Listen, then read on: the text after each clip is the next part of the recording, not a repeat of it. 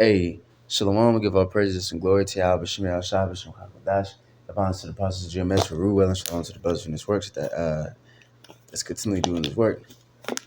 So like I wanna make this quick video. And I'm gonna show you how simple this is. Like we said, the bonds to the apostles that rule well, right? And this is one reason why they rule well. Because one thing they taught us is what? You need the history to know the mysteries. You need to look up words. You need a precept upon precept, what the scriptures teaches you. All right, pray. All these different things our apostles taught us is what the scriptures taught us. To pray, to search out. Scriptures say that. To search and you shall find. Scripture says it's glory to of the Most High to conceal a thing, and it's a glory to kings to search it out. So that's what we do. We search things out. You got certain scriptures that may sound, it may use a certain word or something like that. And people be like, see what it means, see? You know what I mean? But this is what you're supposed to do. You're supposed to look it up. You're supposed to search. You're supposed to just read and be like, okay. You're supposed to search it out. All right? Now, there's a doctrine that's going around for a minute. They're always trying to discredit Yahweh Shai. They try to say this scripture right here is when he got butt-ass naked to wash his disciples' feet, which is completely false, and which I'm just going to show you. I'm going to show you how simple it is with just a little studying, looking up words, looking up history, praying, and precept upon precept, and I bet you're going to find the answer. You know what I'm saying? That's a saying I always, if brothers that's been around me probably heard me say it at least once or twice. One thing I know is there's always an answer. You just got to pray and the Lord will give it to you. But you got people out there that they just read certain words, read certain scriptures, like, see, oh yeah, I was shot. Oh, Jesus, he was a homosexual because he was naked. So let's look this up. Was Yahweh Shai actually naked when he washed his disciples' feet? I'm gonna show you how easy this is. John 13 and 4. He raiseth from supper and laid aside his garments and took let me start at 3. Yahweh Shai, knowing that the Father has given all things into his hands and that he was come from God and went to God. So everything's in his hands. This shows you how humble Yahweh Shai is. Instead of looking at this and saying like, wow, Yahweh Shai is humble, you got niggas to be like, see, he's a homosexual. Always trying to find something. But let's read. He raises from supper and laid aside his garments and took a towel and girded himself. So this is where they said, see, Yahushua took off his clothes and put a towel around himself. Now, first, let's look up a different Bible translations. And then we go into the words and stuff like that. A and P. He says, got up from supper, took off his outer robe, and taking a servant's towel, he laid it around his waist. Okay? So he's wearing his outer garment, because if you look up history, okay, and you look up this word, Strong's G 2440, Himation, right? It goes into your outer garment. It says a garment of any sort. Garments, i.e. the cloak. Let's look up these words. We should know what a cloak is. Cloak. What is a cloak in the Bible? A cloak is a wide vest that reached to the ankles and were worn as the outer garment. So if you had an outer garment, then what was under your outer garment? I wonder. All right. In the Bible, it's also called a robe or a mantle. Okay, so that's the next word, mantle. All right, you got multiple definitions. A loose garment. A mantle is a loose, sleeveless cloak worn over other clothes. For example, Little Red Riding Hood wears a mantle. So when he took off his mantle, his cloak, or his tunic, he had a different garment under. He had undergarments. In the ancient world, that's what they had. They didn't just have one fucking garment. And then that's it. Even today, like today, I would say the closest to us is like the Muslims. You know what I mean? They're not Israelites. You know what I mean? But I'm just using them as an example because they still wear, the head garment, and the women wear the dresses and so on and so forth. But you look at the Muslim women, they don't just wear a dress and then they just butt ass naked underwears. They still wear under shit. They wear like pants. Sometimes they wear pants under there. Sometimes I've literally seen it myself. Like they literally wear pants under there. So just in case, this is what one woman told me. I was like, why you got a pants under your thing? And she told me if the wind blows, you know what I mean, my legs are still covered. See, you see how easy this is? It says loose fitting knee length garment worn next to the skin by men and women. So Matthew 10:10 and Mark 6:9. Another tunic or garment would be worn over their first. Okay? You see? So let me see what this says.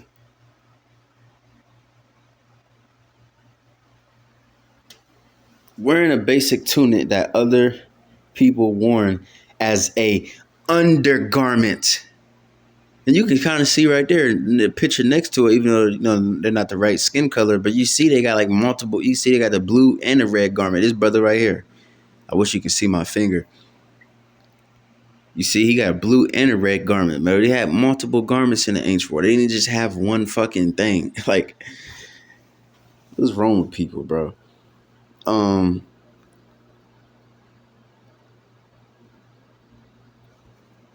me see.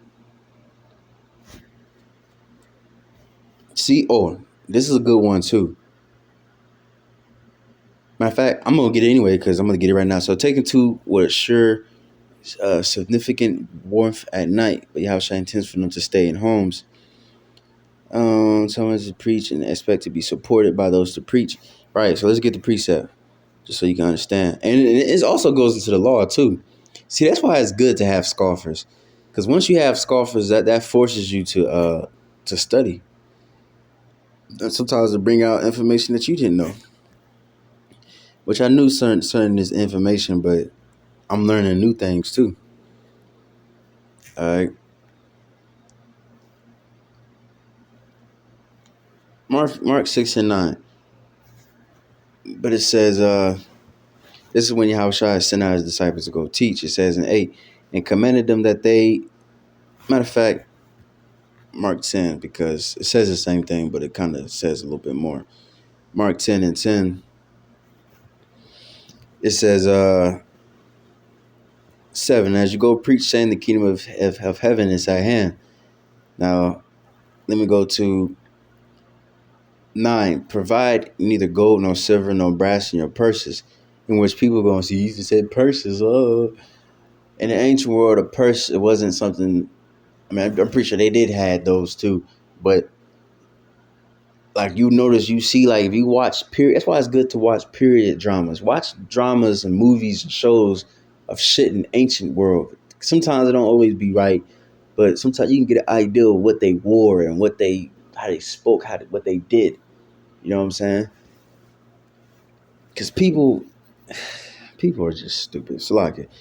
But you look at a purse, it wasn't like a fucking purse you see today where you had a strap around a purse. Sometimes they would put it on their belt. It was like a little baggie they put money in. It wasn't, because people would read that and see, I sells wearing purses, so he's supposed to be gay. Like, no, like just study. You know what I'm saying? And you'll find the answer.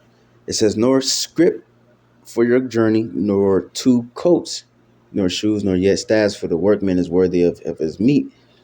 Right. He said neither 2 coats, because we had an outer garment and we had an inner garment, because it's literally the law. It says not to take nobody's outer garment, because people in the ancient world would use that, matter of fact, here's the yep, this is from the book Manner and Customs of the Bible. I had to screenshot it. The custom 205, the outer garment. Deuteronomy 24:12. If a if the man be poor, thou shalt not sleep with his pledge. In any case, thou shalt deliver him the pledge against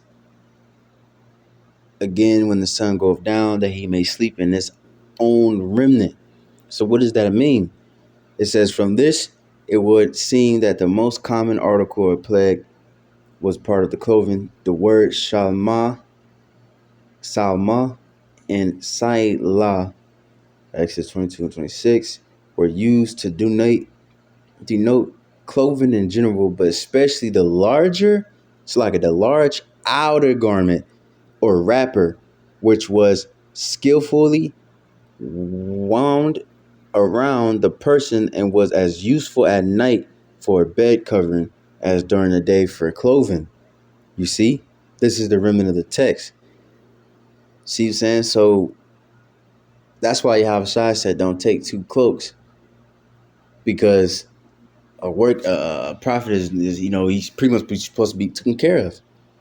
That was part of our custom too. When we go out and teach, a lot of times you will take in a sojourner, a person that's not from there. You would tell, hey, you can live here, you can stay here, just like they did with the prophet. Was Elijah and I think Elisha.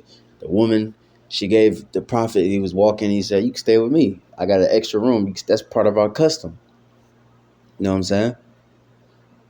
And so that's what Yahweh Shai said, don't take two coats. But that shows that we had two coats. We didn't just have one garment.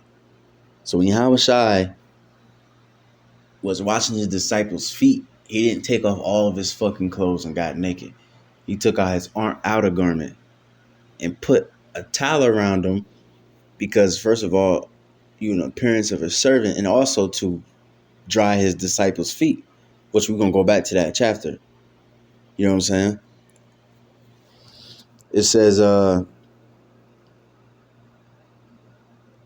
to keep such a garment from matter of fact, hold on. This large outer garment becomes very serviceable. To keep such a garment from a poor man overnight was indeed an act of inhumanity, which is justly condemned by the law. Okay. That's why they give a precept. Job, works of wicked men, they cause the naked to lodge without clothing. They have no covering in the cold. They have wet the shower with the showers of the mountains and embraced the rock for want of shelter.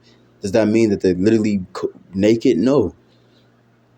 Because like I said, people in the ancient world, if they was homeless, they were sleeping outside, they would use their outer garment. It wasn't just a garment. You can use it for a garment by day, and by night, you can also use it for a coat, like for a coat and for a blanket. You know what I'm saying? Which also proves that we're Israelites, because Jake do that to this day. You go, remember back in the days, you used to go to your friend's house to spend the night. He's broke, you're broke, so he don't got no extra clothes or no extra blanket. He might have one blanket, and there's like fucking three of y'all spending the night. So one nigga might get lucky, get a blanket. That blanket's small as hell. Everybody else, you had no blanket. So what you do? You put your arms in your shirt, and you put your arms in your garment. So they did that in the ancient world. But our garments was longer. It was down to the foot, so it was more comfortable. So we can actually wrap ourselves like a fucking blanket. You know what I'm saying? And matter of fact, I did that with my garment, I had a poncho. You know what I'm saying? I remember, when we went to Chicago. Not the last time, but the time before that, I think. 2 times before that.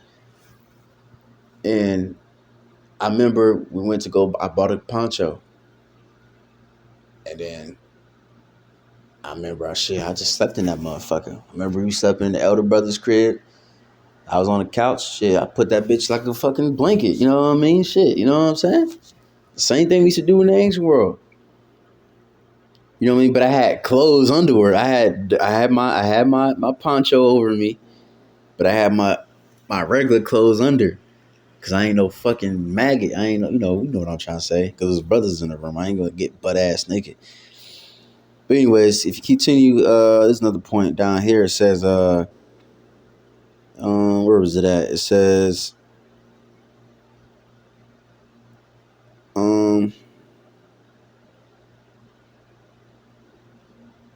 Okay, so it says is also used to wrap up burdens that are meant to be carried. Exodus 12:34. The outer garment in the New Testament represented by the word. Give you that Greek word. I think that's the word we just read. Using the text in Exodus 22:26 is called a cloak. Matthew 5:40, a remnant. And 27:31, vesture. Continuing on, it says, and give you other precepts. It says, in most of the passages in the New Testament where the word garment, which we just read, which is going to show you, is used, I think this is what they're trying to say. This is what the article meant, that this outer garment was easily and frequently laid aside. See? So it wasn't just his garment. It wasn't his actual clothes. It was his outer garment. And you see, you got that John 13:4, which we're reading. See, so that's all you got to do, bro. Is just read. That's all. Just that simple. The upper garment. Okay, the upper garment. Let's look that word up. A piece of clothing that covers the upper body. Okay. And hanging clothes, traditional upper garment worn in women, Chinese. Let me see. All right, whatever. The cloak and mantle. So yeah. Salakia. See what this talking about. Oh, apparel. A robe. You already know what a fucking robe is. Vesture. A covering garment, clothing, apparel. All right.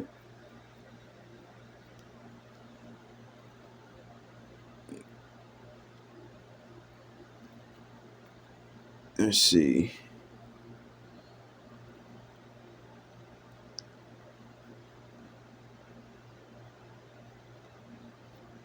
All right.